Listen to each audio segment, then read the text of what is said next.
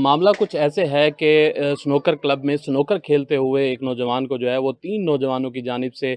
तशद्दुद का निशाना बनाया गया है। इस नौजवान को जो है वो सबसे पहले 3 नौजवान जो हैं वो काफ़ी देर तक ज़द-ओ-कोब भी करते हैं और मारते-पीटते भी हैं और इसके बाद जो है जिस नौजवान को तशद्दुद का निशाना बनाया गया है उसकी शनाख्त जो है वो तैयब के नाम से हुई है। और इन 3 नौजवानों की शनाख्त जिन्होंने इस तैयब नामी नौजवान को तशद्दुद का निशाना बनाया, इनकी शनाख्त जो है वो सब्तैन, अब्दुलसलाम और हमज़ा के नाम से हुई है। वाक़ये की सीसीटीवी फुटेज जो है वो साउथ टुडे को मौसूल हो चुकी है और सीसीटीवी फुटेज में वाज़े तौर पर देखा जा सकता है कि ये तीनों नौजवान जो हैं वो स्नूकर क्लब में दाखिल होते हैं और दाखिल होने के बाद उस नौजवान को जो स्नूकर खेल रहा होता है तैयब, उसको मारना-पीटना शुरू कर देते हैं। और इसी दौरान जब उनका गुस्सा ठंडा नहीं होता तो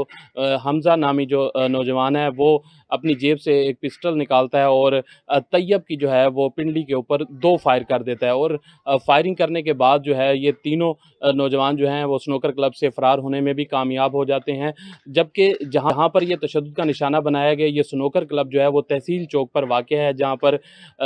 तैयब जो है वो अपने दोस्तों के साथ स्नूकर खेल रहा था। डिटेल जब हमें मालूम हुई तो पता चला है कि ये वाक़या जो है गुज़श्ता रोज़ 2 बजे का है, जिसके बाद थाना गुलगश्त पुलिस की जानिब से जो है वो इन तीनों मुल्ज़िमान के ख़िलाफ़ जो है वो मुकदमा दर्ज कर लिया गया है। लेकिन इन तीनों मुल्ज़िमान को जो है वो अभी तक गिरफ़्तार नहीं किया जा सका। दूसरी जानिब जो ज़ख्मी नौजवान तैयब है वो इस वक़्त भी निश्तर अस्पताल में ज़ेर इलाज है।